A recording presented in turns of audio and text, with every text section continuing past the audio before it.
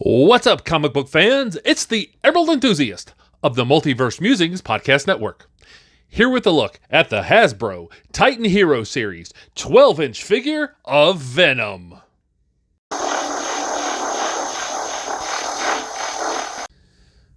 I finally found one of these in the wild, and I'm very happy to be reviewing this figure. It always seemed to me that I would find every character except Venom when it came to the Titan Hero series line.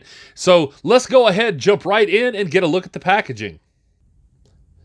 I really like this art on the front. It's very attractive. It says Marvel Spider-Man. There's the Hasbro logo. It says Titan Hero series, and there's the Spider-Man logo. So we get the same artwork on the side, just flipped around. The opposite side looks similar, only it's a full body shot this time. On the top, it says Marvel Spider-Man. Very little on the bottom. And on the back, you get a very brief bio of Venom in 5 different languages and some very attractive artwork here. But now I think it's time to bust this figure out of the package and see what's inside.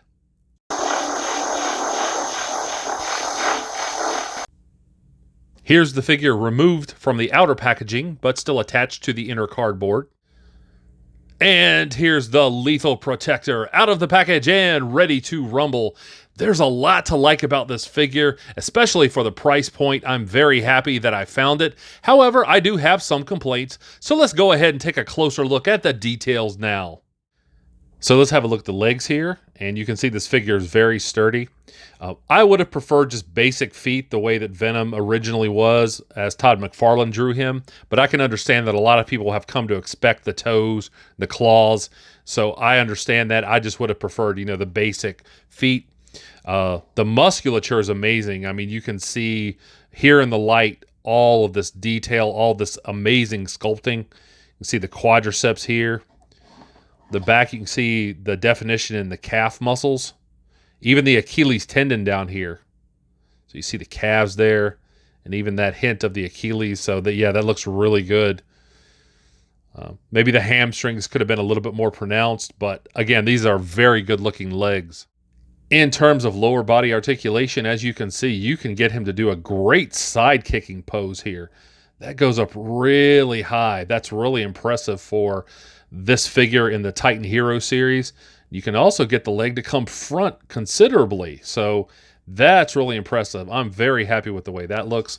Now, unfortunately, because of the design of the glutes back here, the leg doesn't go back very far.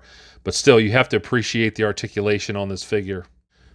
So there's no torso articulation, but there is a lot of great molding, and the paint applications are really good too. You can see all these individual abdominals. You can also see the obliques right here. The pectorals are sculpted very well. They're very big and thick, the way you would want Venom to look. And I'm always happy to see, the old Spider-Man logo. I don't dislike the movie look. In fact, I like it quite a lot. But, this is how I was originally introduced to Venom, so I'm always happy to see this. Wish we had a logo back here, but we do get a lot of good sculpting back here. I mean, you can see the lats back here, and the light just dancing off of this plastic. So overall, I'm very happy with how this torso looks. But of course, I have to say that I wish this port weren't here. I mean, this is just a magnificent looking back.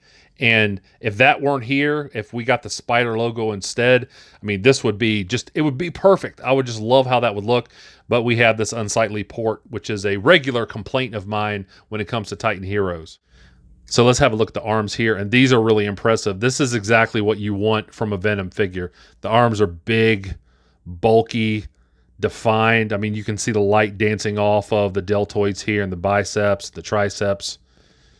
Really cool. You get the swivel at the wrists. I appreciate that. Lots of good definition on the hands here. Look at that. Really impressive. And of course, when it comes to Venom, you want a big figure because if you remember, Eddie Brock was a guy who employed weightlifting as a way to try to deal with the stress that he felt from all the various disappointments in his life. And that made him a very dangerous villain later on because he was already a guy with Olympic level strength. And then the symbiote transferred all of Spider-Man's abilities to him.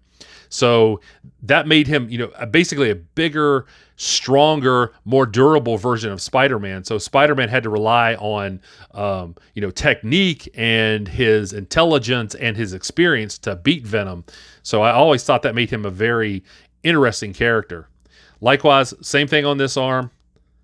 Really like how that looks. That's just really cool. Again, I like the swiveling here. As far as the articulation goes, it's better than I thought. I wish the arms would go up a little bit more, but that's not bad. And I mean, that's a pretty good wingspan there. You also get them to go around 360 degrees. So I wouldn't say that that's perfect, but that's pretty impressive nonetheless. So the head sculpt is really good, but I do have a couple of little criticisms. First of all, I don't mind Venom having these enormous trapezius muscles here, but he has no neck at all, as you can see there. So I really wish he had a neck. So, and I think that hinders the articulation a little here. As you can see, you can get him to turn side to side a little bit, but not very much. You get the head to move up and down somewhat.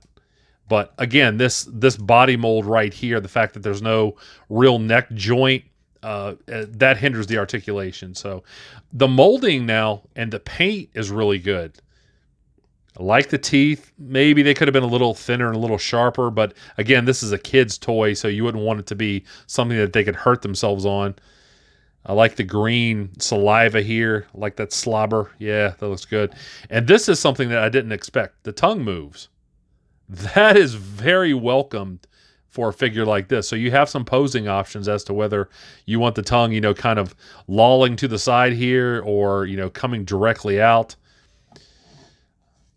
The back of the head, again, very basic, but I mean, this is molded in too, the eyes here, and they're very reflective. So I have to say Titan Heroes has come a long way since their early days. So even in the areas that I have, some issues with, I still think overall this is a really impressive figure, and I would certainly recommend it to a Venom fan.